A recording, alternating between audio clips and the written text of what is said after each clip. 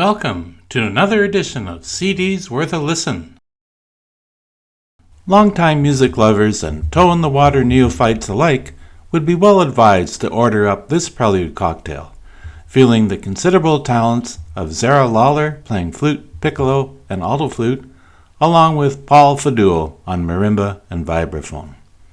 Over the marvelously varied course of 38 tracks, the ear is treated to a vast spectrum of colors, primarily exploring the mixture of wood and metal, along with artistic fire in the belly from the composers and performers. The timelessness and universality of Johann Sebastian Bach is immediately apparent in the three preludes that begin the recital.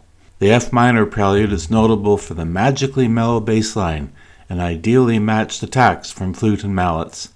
The following fugue is much more difficult to balance, but nonetheless maintains a natural flow. BWV 860, with its haunting beginning, goes on to show Lawler and Fadoul's exquisite ensemble skills. Two players, but one cohesive result.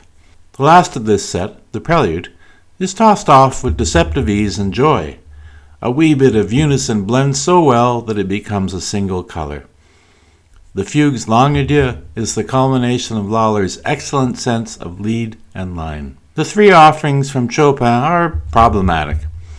The phrasing to my ears is too affected, perching on the saccharin, and the piano's edge, notably in number 12, is necessarily MIA. The original music is so wedded to the piano that it just doesn't seem to fit in other clothes, nor have any other transcriptions I've encountered over the years. The works from Scriabin fire on all cylinders. How wonderful to have the ring of the vibes alongside the vibrato of the flute. Switching hues back to the mellower marimba is especially effective in Opus 15. Here, the melodic pushes and pulls work to everyone's advantage. Virtually all of his piano music begs for orchestration, is ideally suited to the magic of mallet, touches, and timbres, coupled with expertly controlled columns of air. What fun to have the flaxen hair done up with tremolo, as the famous melody is rendered with near-perfect speech.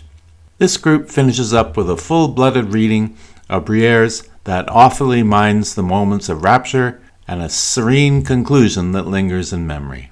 From the first measure of Gershwin's three preludes, there is a heady feeling of sheer, clear enjoyment and fun.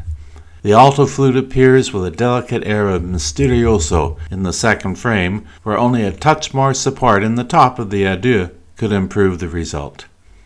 The closing Spanish prelude is engaging at every twist and turn. The 8 preludes, and first of the 3 preludes and fugues from Dmitri Shostakovich, push the color envelope even farther. No better way to start than an eerie danse macabre pitting piccolo with mallets. The piccolo reappears in number 16, which has intriguing hints of Mahler's Fifth Symphony added to the mix, just as a touch of Puna burbles up to the surface in number 18. The fugue from Opus 87, number 7, sees its subject deftly stated by Lawler before Fadoul brings in the other voices in seamless fashion that never loses direction. The delivery of the subtle harmonic shift shows once again how well these performers understand the composer's subtext. The remaining Shostakovich contributions are further enhanced by the addition of clarinetist Christopher Grimes. While his ever-flexible tone is a touch reedy for my taste, the drama heats up immediately when he joins the fray in Prelude and Fugue number 3 in G major. His interaction with Lawler, once more on piccolo, is superb. Number 15 has echoes of the composer's Hamlet suite. Anchored by Fadoul, the clarinet and flute put on a masterclass of matched articulation and give the prelude's middle section a welcome contrast of delicate lines. The closing fugue has a compelling feel of freneticism, almost slipping the leash of razor-tight ensemble before scurrying home to the double bar.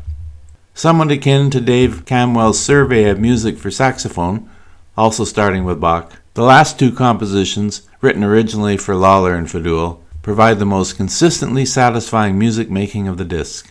Catherine Hoover's 2 preludes appear to arrive as a natural consequence of all that came before, infused with counterpoint, jazz, quasi-improv, and rhythmic drive. Uptown has the coolest ending of the collection. Out of Town is masterfully constructed, allowing Lawler to utilize her extraordinary sense of flow before giving Fadoul his only extended solo turn. The pair team up as one at Journey's End, having gone far out of town, then coming home together. Stop, Drop, Roll readily lives up to its suggested program. Composer Roshane Edazadi's sense of fun and surprise finds willing partners as the first prelude uses silence to great effect, leading to a flute pedal that is answered by purposely stilted steps, then leave the listener guessing just when the last bop will be heard. The middle movement sees Fadoul drop everything to deliver a busy accompaniment over which Lawler crafts long, fluid textures, morphing into jazzy cascades and a wee bit of a cadenza before a brief return and, finally, a gradually winding down, topped off with bits of dry punctuation. A hairpin tremolo aptly begins Roll as the players go with their instincts, heating up the tension, searching higher and higher, only to succumb to a brief flutter, then roll out and vanish.